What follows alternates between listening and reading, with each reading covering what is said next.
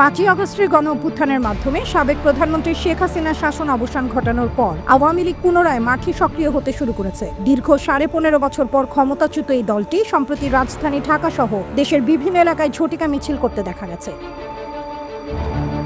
এর পাশাপাশি গোপনে সমাবেশের প্রস্তুতি নেওয়া এবং বর্তমান অন্তর্বর্তীকালীন সরকারের বিরুদ্ধে নিয়মিত বক্তৃতা বিবৃতি দেওয়ারও প্রবণতা বেড়েছে। যদিও শুরুর দিকে মিছিলে অংশগ্রহণকারী নেতাকর্মীরা কম থাকলেও তা ক্রমেই বাড়ছে। তবে আওয়ামী লীগের এই সক্রিয় হওয়া এবং রাজপথে মিছিল করার পেছনে সবচেয়ে বেশি অবদান রাখছেন সংগঠনটির তৃণমূল পর্যায়ের নেতাকর্মীরা। এদিকে সংগঠনটির সক্রিয় হওয়ার কারণে উঠছে নানা প্রশ্ন। বিশেষ করে পুলিশ, সিভিল প্রশাসন এবং অন্যান্য রাজনৈতিক দলের কাছে এই সহায়তার উৎস নিয়ে নানা গুঞ্জন চলছে। রাজনৈতিক বিশ্লেষকরা বলছেন, প্রশাসনের মধ্যে যদি সবুজ সংকেত না থাকতো তবে এত বড় প্রস্তুতি নিয়ে আওয়ামী লীগের পুনরায় সক্রিয় হওয়ার কথা নয়। এদিকে কেউ কেউ মনে করছেন রাজনীতিতে তৃতীয় বিকল্প শক্তি ঠেকানোর জন্য কিছু রাজনৈতিক শক্তি আওয়ামী লীগকে সাহায্য করছে। এমনকি আওয়ামী লীগকে সংসদে বিরোধী দল বানানোর জন্য গভীর চক্রান্ত চলছে বলে ধারণা করা হচ্ছে। রাজনৈতিক বিশ্লেষকরা বলছেন, ভারতের সহযোগিতায় আওয়ামী লীগ পুনরায় মাঠে নামতে সক্ষম হয়েছে। দেশি বিদেশি শক্তি তাদেরকে সাহস ও শক্তি প্রদান করছে।